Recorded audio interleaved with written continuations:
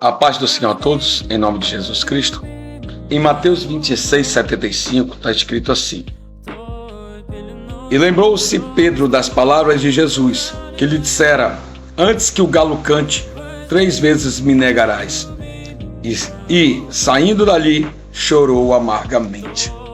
Ora, Pedro havia negado Jesus 3 vezes. Na terceira vez, o galo cantou. O Senhor Jesus disse a ele, porque quando o Senhor estava falando da sua prisão e crucificação, ele disse: Senhor, se tu for preso, eu irei contigo. Jesus disse: antes que o galo cante, 3 vezes me negarás. Pedro, antes que o galo cantasse, ele negou.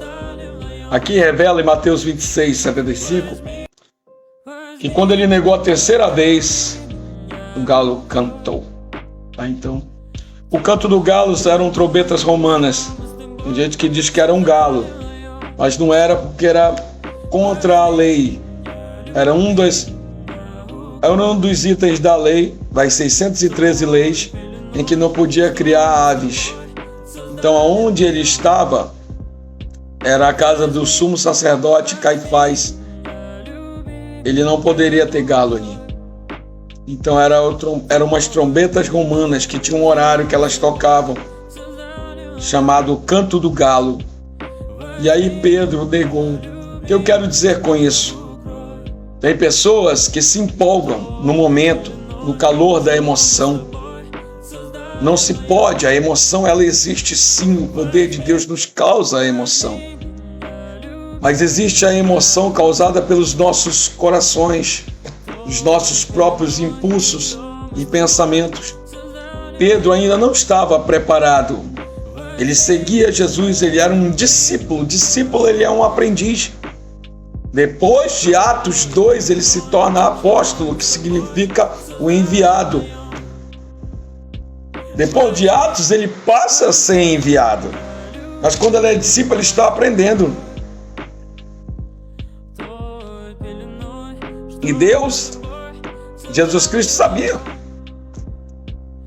E muito Pedro tinha para aprender. E quando ele fala na empolgação do seu coração, eu vou contigo. Eu sou pastor, já pastoreei algumas igrejas. E existiam pessoas que me abraçaram, disseram: pastor, conte comigo. Conte comigo. E na hora me abandonaram. Na hora se enfureceram, porque eu não fiz as coisas da forma que eles queriam. E aqueles que disseram: estou contigo, vou te ajudar, foram embora. E Jesus conhecia o coração de Pedro. Ele sabia que Pedro o amava e que ia segui-lo, mas ainda não estava preparado. Então, quando a pressão veio, é muito fácil dizer que Pedro foi medroso, foi covarde.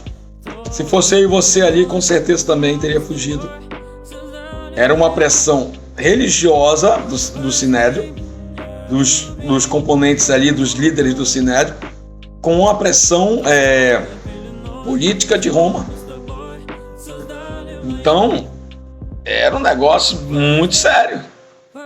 E eles já não estavam estruturados. Mas se você for acompanhar lá em Atos capítulo 2, versículo 1 em diante,